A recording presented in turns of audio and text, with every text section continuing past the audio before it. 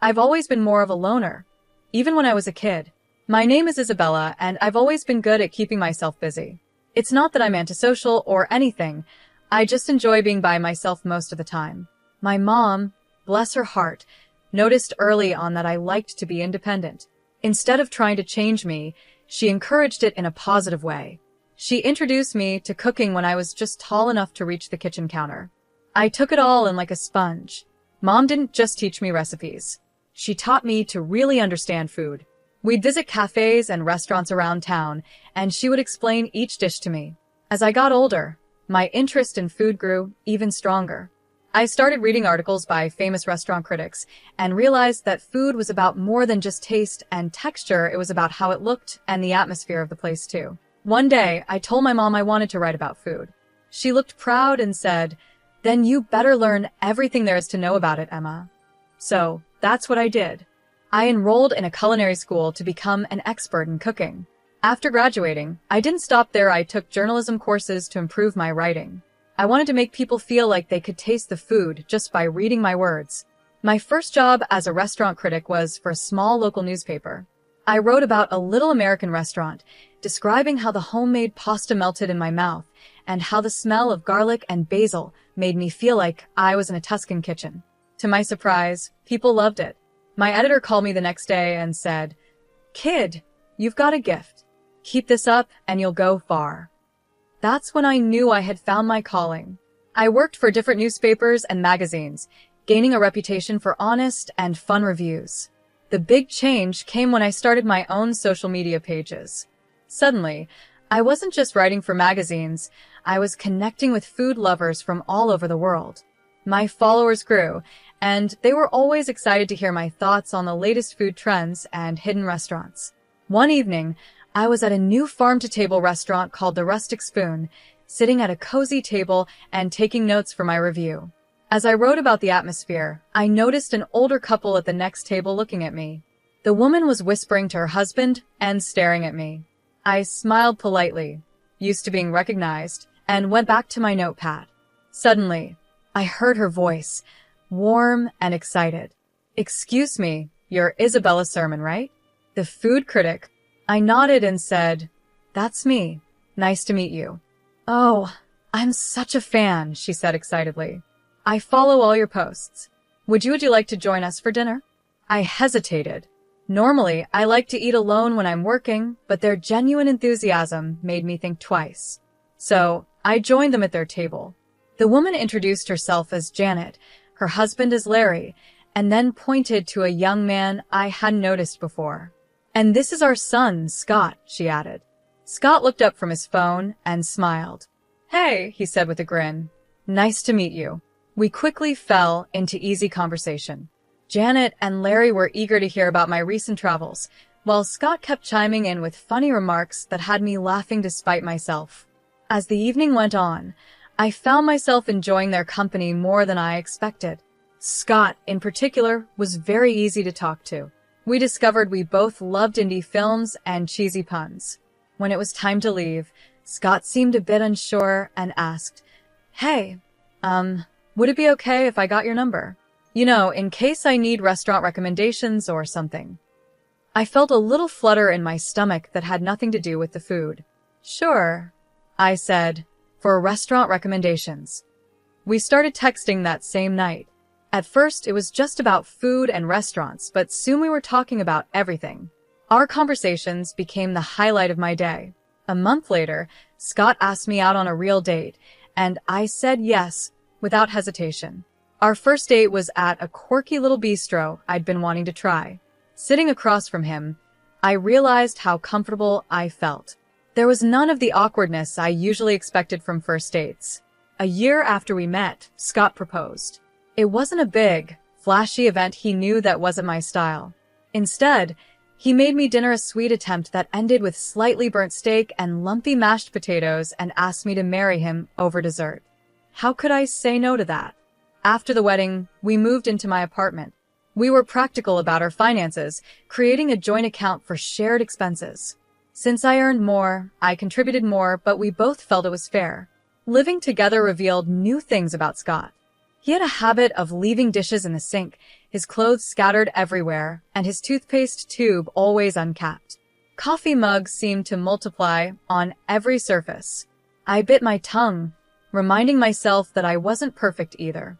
It's just an adjustment period, I told myself. We'll find our rhythm. And slowly we did. Scott started making more of an effort to clean up, and I learned to relax my standards a bit. It wasn't perfect, but it was ours. 5 months later, it was time for our first vacation together. Standing in the airport with our luggage, I felt a wave of excitement. I turned to Scott, ready to share my joy, but noticed his eyes were fixed on something behind me. I turned around and saw Janet and Larry walking toward us with big smiles. They only had small carry-on bags, like they were going on a short trip instead of a week-long vacation. Surprise, Janet said, hugging Scott. We couldn't let you 3 lovebirds have all the fun, could we? My heart sank. This wasn't part of the plan. I looked at Scott, hoping he would explain, but he avoided eye contact. It's kind of a family tradition, he muttered. We always vacation together. I forced a smile, hiding my disappointment. How nice, I managed to say. But don't you need more luggage for a week-long trip? Larry waved it off. Oh, we'll just buy what we need when we get there. No sense in dragging heavy suitcases around, right? The first few days of the vacation were a blur. I focused on the positives. The beautiful scenery, the interesting new foods I discovered, and the locals' warm hospitality. But as the days went by, I started to notice how much Janet and Larry spent. They shopped like there was no tomorrow, ate at the fanciest restaurants, and never seemed to worry about the bill. One evening, as we sat at another expensive restaurant, I couldn't hold back my curiosity any longer. I leaned over to Scott and whispered, "How can your parents afford all this? Aren't they retired?" Scott looked uncomfortable, shifting in his seat. "They're, just good with money," he muttered, suddenly very interested in the menu. I wanted to ask more, but at that moment, Janet began telling a story about her bridge club, putting an end to our conversation. As the vacation came to an end, I found myself eager to go home. The day after we returned, I decided to check our joint account, curious to see how much we had spent. When I logged in, my eyes went wide in shock. The balance was much lower than I expected. Alarmingly low.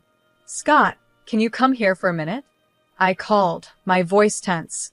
I turned the screen toward him. "Care to explain this?" Scott's face went pale as he looked at the numbers. "I might have used our account to cover some of Mom and Dad's expenses," Scott admitted quietly. I took a deep breath, trying to keep my anger under control. "Scott, that was our money and I contributed most of it. You should have talked to me first." I know, he said, reaching for my hand. "I'm sorry, Nancy. It won't happen again, I promise." A month went by and things slowly got back to normal. Scott kept his word and didn't touch our joint account without discussing it with me first. I tried to let go of what happened during the vacation and focused on my work and our life together. One cool autumn evening, Scott came home looking excited. "Hey, Nancy," he said, wrapping his arms around me from behind as I stood at the kitchen counter, cutting vegetables for dinner. "I've got an idea. How about we go on an overnight picnic this weekend? Just the two of us, a rented motorhome, and the great outdoors. What do you say?" The idea sounded great, and we spent the next few days getting ready for our little adventure. I packed a cooler with gourmet sandwiches, homemade potato salad, and a bottle of wine. Scott took care of renting a small motorhome and planning our route. We arrived at the campsite in the afternoon. The place was beautiful, surrounded by tall pine trees and a clear lake. Scott parked the motorhome in our spot, and we stepped outside to enjoy the fresh air. That's when I saw a familiar car pulling into the space next to ours. Janet and Larry got out, waving excitedly. "Surprise," Janet called out. "We thought we'd join you on your little getaway."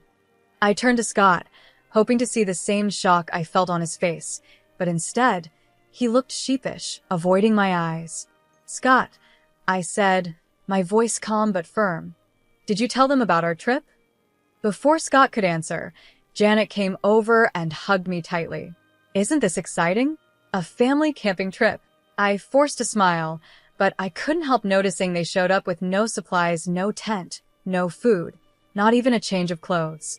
As the evening went on, it was clear that our romantic getaway had turned into a family event. Janet and Larry took over the conversation, telling us stories about their past camping trips. They also helped themselves to our food and wine, leaving barely enough for Scott and me. When it was time to sleep, another issue came up. Our small motorhome wasn't built for 5 people, and Scott turned to his mother and said, "You and Dad can take the bedroom, Nancy, and I will figure something out in the car." So, instead of enjoying a cozy night together in the motorhome, I found myself uncomfortably curled up in the back seat of our car while Scott snored softly in the front.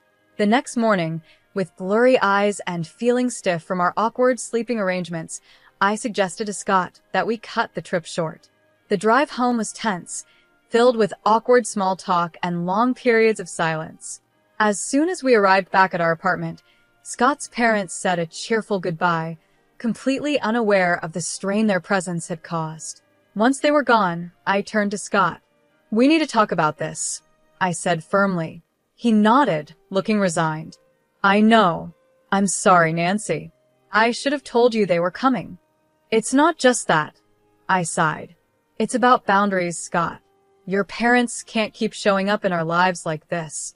We need to set some ground rules." Scott nodded slowly. "You're right. I'll talk to them."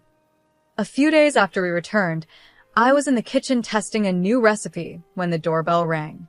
To my surprise, Janet and Larry were standing there with bright smiles, as if the vacation mess had never happened. "Isabella, dear," Janet exclaimed, giving me a quick hug as they walked in. "We need your expertise. We were wondering if you could tell us which restaurants in the city have the most delicious food." I was caught off guard by the question. "Well," I said, "there are quite a few great places. The French bistro downtown, Chez Lilith, is fantastic, and Sakura Sushi and Thai cuisine on 3rd Avenue has some of the best sushi I've ever had." "Why do you ask?" Janet's eyes lit up with excitement. "Oh, we thought we'd keep an eye out for any open events at these restaurants, so we can go and eat for free." I turned to Scott, who had just walked into the room, hoping he would back me up. But he just shrugged and said, "Come on, Nancy. You've got to accept my parents as they are. No use trying to change them." I was speechless. This felt like crossing a line, didn't it? But before I could respond, Janet and Larry thanked me and left, happily chatting about their plans to get free meals. A few days later, I was preparing for a review of a new upscale American restaurant, Band 8. As usual, I posted the details of my visit on social media, letting my followers know when and where they could expect my next review. That evening, I arrived at Band 8, settled into my table with my notebook in hand, ready to experience and evaluate the menu. I had just opened the wine list when I heard a familiar voice. "Well, hello there." I looked up and saw Janet and Larry smiling as they sat down at my table without asking. My heart sank. Janet picked up a menu and announced loudly, "I'm Isabella's mother-in-law, We're here to enjoy the free meal with her." I felt my face heat up with embarrassment. "Janet," I whispered, "please keep your voice down. I'm here to work. You can't just show up like this." But Janet wasn't listening. She raised her voice even more. "Oh, don't be silly, dear. Everyone knows food critics eat for free. Why shouldn't your family enjoy the perks too? We have every right to be here." I could feel the eyes of other diners on us, and the head waiter was walking toward our table, looking concerned. This was getting out of control fast. "Janet, Larry," I said firmly but quietly, "this is your last warning. If you don't leave right now, I'll have no choice but to call security. You're interrupting my work and causing a scene." Janet's face twisted with anger. She stood up quickly, her chair scraping against the floor. "Well, I never," she shouted. "Is this how you treat family, Isabella?" As she grabbed her purse, she turned to me one last time, her voice full of disappointment. I think I made a big mistake. I'm the one who told Scott to marry you. I followed your Facebook page and thought, now there's a girl who could help us enjoy the finer things in life. I thought you'd take us to fancy restaurants for free, maybe even help us out a little. But I was wrong. If this is how you treat family, well, we're not interested in being part of yours anymore." With that, Janet stormed out of the restaurant, Larry following behind her. The silence that followed was deafening. My hands were shaking as I reached for my phone and dialed Scott's number. He answered on the third ring. "Scott," I said, my voice barely a whisper. "Is it true? Did your mother really push you to marry me because she thought I'd provide for them?" There was a long pause on the other end of the line. Finally, Scott sighed. "Yes," he admitted. "Mom saw your success and thought, well, you know how she is. She insisted you'd be perfect for us." It felt like the ground had disappeared beneath me. I hung up the phone and turned to the head waiter, who had been standing nearby. "I'm really sorry for the disturbance," I said. "I won't be able to finish my review tonight. Please give my apologies to the chef." As I gathered my things, I pulled out my phone again and quickly typed a message to my followers, explaining that due to unexpected events, my review of Bar di Sante would be postponed. The drive home was a blur, my mind racing to make sense of everything that had happened. When I walked through the door of our apartment, Scott was waiting for me, his face full of worry. "Nancy," he began, but I held up my hand to stop him. "Why didn't you tell me?" I asked softly. "Was I just a way for your family to get what they wanted?" Scott's face fell, and he reached for my hand. This time, I didn't pull away. "No, Nancy, no." "Well, yes, it started with my mom's idea, but I fell in love with you. Not your job, not your connections, just you." I sank onto the couch, suddenly feeling drained. Scott sat next to me, his eyes full of hope. "I know I've made mistakes," he said quietly. "I should have set boundaries with my parents a long time ago. But Nancy, I love you. I want to make this right. Can we try to fix this?" I looked at him, really looked at him. Despite everything, I knew I still loved him. As we sat there on the couch, our hands intertwined, I felt a small glimmer of hope. Maybe, just maybe, we could get through this and come out stronger. The next couple of months passed peacefully. Scott worked on setting boundaries with his parents, and I threw myself into my work, trying to rebuild the trust in our relationship. Then, the moment I had worked toward for years finally came. My cookbook was published. It was more successful than I ever dreamed. Major newspapers and magazines praised it, and it quickly became a bestseller on all the big online retailers. One evening, as I was scrolling through yet another glowing review, Scott came home with a surprise. "Let's celebrate your success," he said, his eyes sparkling with excitement. "I've planned a trip to that charming city you've always wanted to visit. It has everything you love: great restaurants, historical sites, beautiful nature. And I booked us a room at that boutique hotel you've been eyeing." I paused for a moment, then asked the question that had been on my mind. "It's just us, right? Your parents aren't coming?" Scott looked me straight in the eye. "I promise, Nancy, it's just us. No parents, no surprises." The day of our trip arrived, and we made our way to the train station, luggage in hand, feeling hopeful about what was ahead. My heart sank. There they were, Janet and Larry, waving enthusiastically. I turned to Scott, hoping this was just a bad coincidence, but the guilty look on his face told me everything. "I'm sorry," he mumbled, avoiding my eyes. "I could not invite them. Mom found out about the trip." In that moment, something inside me broke. All the promises, all the efforts of the past months, they meant nothing.